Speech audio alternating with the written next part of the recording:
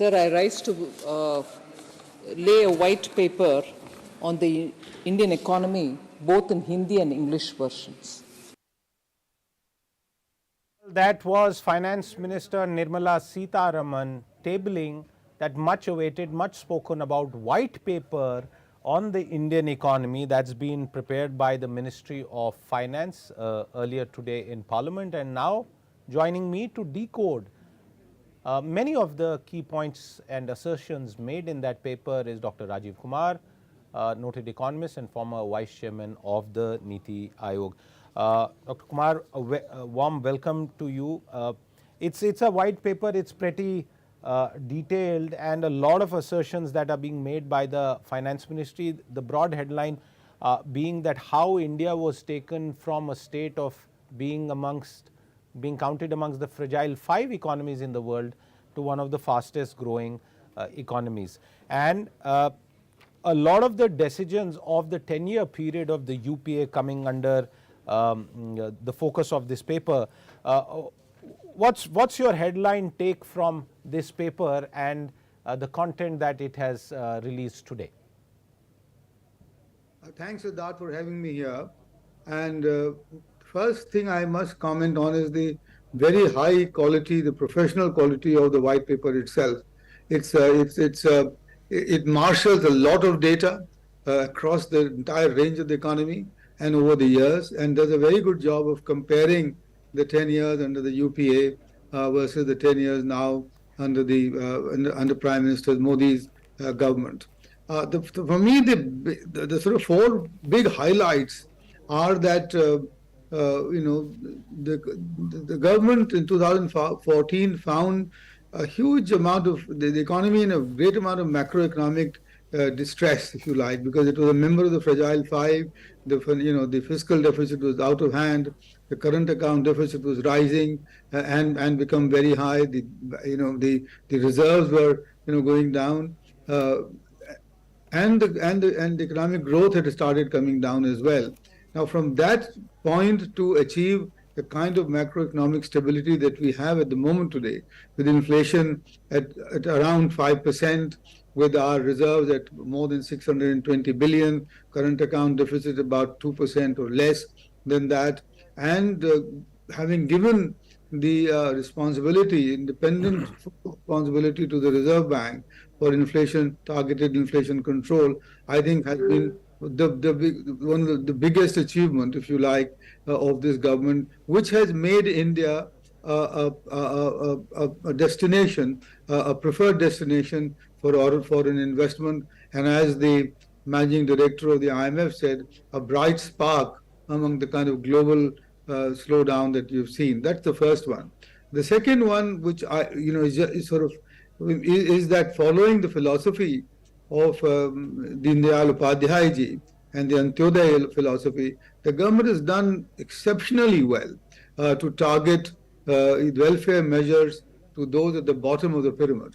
Now that's because the Antyodaya philosophy talks about benefiting those who are last in the queue, and here again I think the transfer of more than 300 schemes to direct benefit transfers and the JAM Trinity, which the paper, by the way, admits starts in the UPA government, with the introduction of Aadhaar and the opening of accounts there, but they took it to a completely different level, and so that you've got all those schemes going directly, and about 250,000 crores being saved, and plus the included in that for me is the empowerment of the women, especially, and restoring the self-esteem of the women by the Nari Shakti Abhiyan, the use of the self-help groups to create Lakpati Didis, to create homes,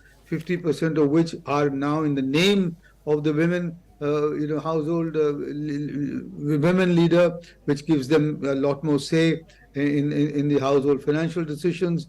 The Ujjwala Yojana, which has given them the gas connections and taken off the burden of collecting the firewood. And finally, Siddharth, is the amazing speed of infrastructure construction, which benefits both the poor and the common man, but more importantly, perhaps reduces the logistics cost for the Indian companies for to make them more globally competitive. So I think these are and the white paper does well to highlight these things in very clear terms, in both numerically and expose and in the description. I recall, Dr. Kumar, that sometime in 2015 or late 2014, once Prime Minister Narendra Modi and the then Finance Minister had also hinted towards, thinking about a white paper of sorts. It's happened 10 years later, but there's a lot of interesting data. And viewers, just the top 5 items very quickly to run out before inflation. 8.2 then, this is the 10 years of, my words, Manmohanomics versus 10 years of Modinomics, which was our entire pre-budget coverage and budget coverage theme, 5%. GDP, 3.8 trillion total, that is in PPP dollar inflation adjusted terms, to over 6 trillion. Capital expenditure, nearly double as a percentage of GDP. Electronics exports, close to $23 billion versus 7.5 then. And FDI, almost at $600 billion versus 305. There's in fact close to 35 data points which compare 10 years of Manmohanomics versus 10 years of Modinomics. Dr. Kumar, I come to you on one point that you yourself would agree was one of the biggest issues, especially in the latter part of the UPA regime, which is scam after scam. Not only did it lead to policy paralysis, it severely dented India's image as a foreign investment destination, including the legal actions that were taken, where a lot of foreign investors, for no fault of theirs, burnt their hands very, very badly. From then to now, how would you compare the restoration of brand India and its image as an investment destination? Completely renewed. I mean, there is no comparison almost. And I remember also the retrospective tax that was levied, when Pranab Mukherjee was the finance minister, on several companies, and which really, put the fear of God in everybody, and the investors virtually ran away. Actually, one of the largest mobile phone producers actually shut shop and went away. From there, and the scams, which is the Colgate and all the others. Today, you've seen a situation where there's nothing like that. And moreover, I think, and which is important to emphasize, and which is where some more work needs to be done, is the Prime Minister's emphasis on reducing the regulatory and compliance burden in the country, and to make the entire system much more business friendly than it was, than it has been ever. I think, plus also the fact that there have been a huge amount of digitization, which has simplified the governance. The tax, the tax process, the tax administration is much simpler. You get refunds without asking for them, and you get them in your email, as it were, for the tax returns. The raising of the appellate limit, for those who can go to the court, for large number of simplifications have been achieved to attract the foreign investment, including the liberalization of the foreign direct investment regime itself, so that you can get foreign direct investment even in the defense production sectors. So all of that put together has meant that India has now become the preferred destination for foreign investors. The foundations have been laid, and I think this is where it is important to understand that these things don't happen overnight. The foundations have been laid, and we will see the result of this in the coming 5 years or in the coming decade as we go forward. And that's the absolutely, and that's a very good point. And who knew, viewers, that a COVID would happen? Who knew that the world would start looking for an alternative to China, and who knew the Chinese economies would go down the path that it has? And therefore, the point that Dr. Kumar is making, that you have to take decisions which will bear fruit only a few years down the line. The world looking at India as a alternative to China, and that is now also being enabled by the work that's been done in the past so many years. One of the other impressions that one gets by reading through this report, and it kept coming to me, Dr. Kumar, was what has not been said in the report, the influence of politics, the influence of a certain kind of left-wing ideology on many of the decisions during Manmohanomics, and that comes out. Also, for example, the below the line budgeting and the fiscal deficit numbers that seem different, all of that doesn't seem to happen now. We sometimes miss such headlines, Dr. Kumar. Am I right in No, absolutely. You're so right, Siddharth. And we don't notice these things. The cleaning up of the entire budget itself. The issuing. You remember the bonds issued by the oil companies, which then paid for the fiscal deficit in the payment. There were lots of these hidden items within the budget. Which are off budget line. I mean, there's one below the budget, and then there's off the budget liabilities which are hidden away and not reflected in the budget document, and that is a sleight of hand, which all of that has been removed, and so that the amount of subsidies that you get today in the budget is transparent, is clearly mentioned, and and where they are directed to is also provided for, and those are less today than they were in the past, and a lot of these subsidies are now directly transferred to the beneficiaries through the JAM Trinity.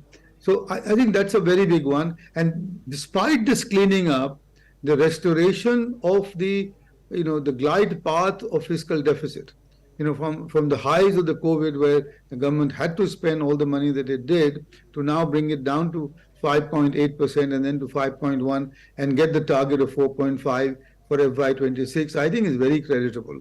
And I hope that this, the revenue generation, which has improved by over the last 5 years, will continue. By the way, Siddharth, there's one interesting fact mentioned in that paper, which is that the share of indirect taxes as a part of total revenue has actually come down a slight. Because the people have been saying, because of the GST, the indirect taxes are now a higher share, and this is regressive.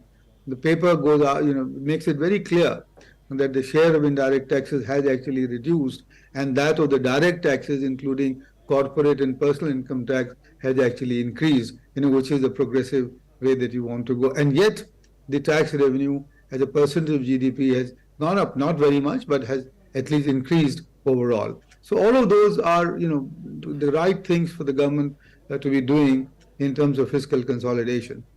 Since you talk about tax revenues, I'm going to take that point forward, and viewers, you can check this report which has now been widely circulated, page 42, and this is in response to the most recent issue that is dominating the headlines, the north-south divide, so to say, and allegations that the north, certain states are benefiting at the cost of the south. One of the key headlines there that has been pointed out is that in the time period of 10 years of Manmohanomics and 10 years of Modinomics, this paper says that around 41 to 42% of central taxes have been shared with the states every year over the last decade, and this is a substantial jump from the earlier decade of 30 to 32% devolutions. And the paper points out that the quantum of resources as a consequence that have been shared with the states is 3.8 times higher.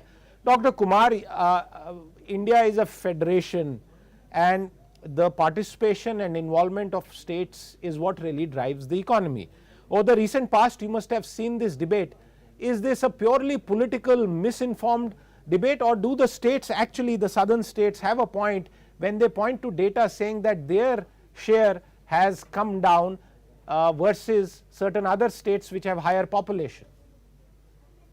Well, I mean, the paper makes it clear, and the page number that you mentioned, I think either on that page or the one before, there's a very clear diagram, and that is showing that the percentage of tax receipts going to the southern states has actually gone up a bit. It's not declined at all. Their share is lower because of the Gadwin formula, and because of the way the Finance Commission have mandated the devolution of the central tax receipts. But it's not correct at all to say that their share has decreased. No, it's not decreased. They are, the Gadgil formula, has been always, based on the size of the population, the index of backwardness, the kind of, help that the other states need, and so that the larger states like Uttar Pradesh and Bihar do receive a much higher share of the total tax devolution. But the charge that the devolution to the southern states has declined, I think, is quite baseless. And also this government made bold to accept the recommendations of the 13th and the 14th Finance Commission to increase the share of devolution from, I think, 31% to 42%. And therefore, as a result of that, the amount being transferred in absolute terms, I think, has gone up multiple times, by a factor of something like 4x or something. So, the fiscal federalism has been strengthened in this government, and there is no doubt about that. And I say this because I remember that the Prime Minister, having been the Chief Minister of Gujarat, one of the more prosperous states even then, was very concerned about the narrowing of the fiscal sovereignty of the states, and therefore made it a point to give them this greater fiscal space. And now, as you notice, in the present budget and the previous one, the government has gone out of its way to even extend pretty much interest-free loans to the state governments to undertake capital expenditure, and a lot of that has been devolved already. So the central government has not usurped anybody's fiscal space, or not and not not restricted the flow of tax receipts. Quite the opposite. It has done much better in the previous decades to strengthen the fiscal sovereignty or the fiscal strength of the states, irrespective of where they are located or irrespective of which party is in power. Dr. Kumar, is there a fear that this argument could extend? For example, Jharkhand could stand up and say that a lot of our mineral resources are being extracted from the state of Jharkhand, and therefore you need to give us more, and that would put the entire national project under question. And I wonder whether the southern states also need to keep this in mind when the politics around this is playing out, sir. Yeah, but this is not the right way to play this fiscal question at all. Because you are the more prosperous states. The north and the eastern states send their workers to your states, to shore up your economy. They are, in some states, they are becoming the bulwark of the workforce in the manufacturing and in the services sector, and they could start, they could say the same thing, we won't let that happen, or give us a compensation for all the work, for all the value added that our workers are doing, so therefore I don't think this is the way to go at all, because this is a divisive way. This is the one which causes dissonance. Yes, you can, now the new finance commission has been appointed, you can make the point there, you can say, as has been said in the past, please reward performance much more than population. Yeah, okay, if the finance commission accepts that, it's a constitutional body, it has the authority to recommend that to the central government or to the parliament. That's the platform, and not make it into a political issue to be fought on the streets, whether in Delhi or in the states. And you're right in saying that several states like Jharkhand or Orissa or Chhattisgarh could then go out and say, well, guys, what about all our mineral resources? Please pay us a royalty if you're going to use them. So that's the, yeah. That's a very important point. Dr. Kumar, as we wind down this conversation, I want to turn to the issue of GST. Or even the direct taxes code, which now no one talks about. It's been cherry picked, and some of those things are good. The GST was still work in progress when it was implemented finally, and you yourself know how many years had been spent on that. given the entire situation and the debate around devolution, and we'll see what the Finance Commission does, is the next government likely to, and would it be required of them to do a revisit GST and look at a more upgraded version where some of the specific concerns are taken care of?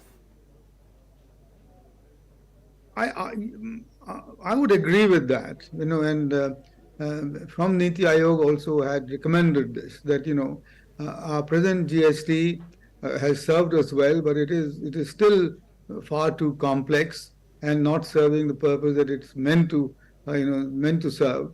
For example, the classification of different types of steel within the GST, it opens it up for kind of misuse, if you like.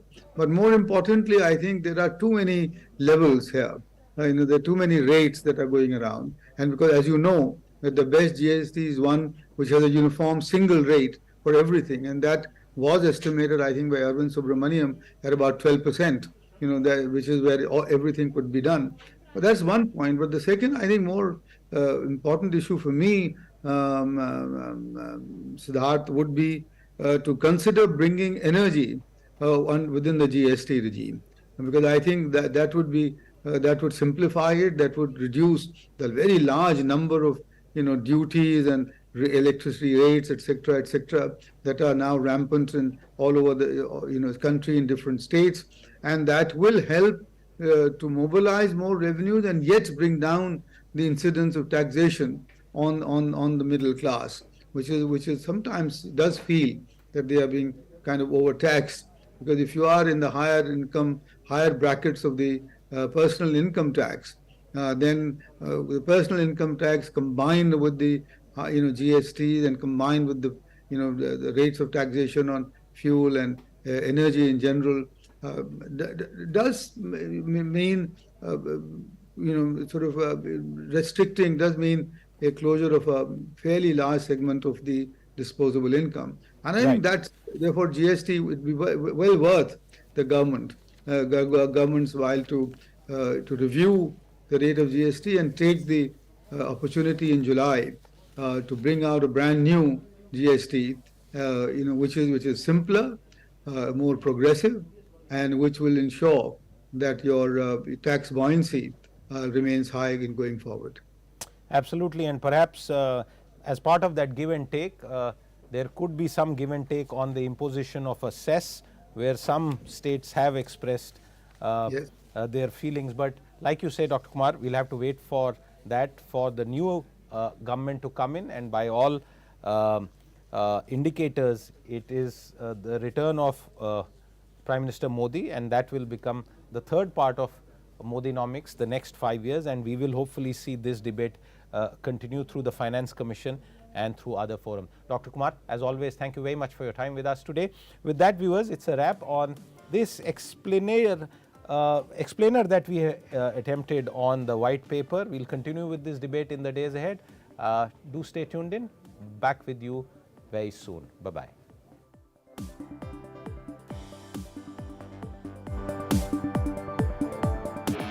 Darwin Platform Group of Companies is one of the fastest growing diversified Indian conglomerates with global footprints. It is setting up offices globally and tying up with companies across the globe from multiple sectors. The company has ventured into real estate and construction, stockbroking and finance, arms and ammunition, mining, airlines, and many other sectors.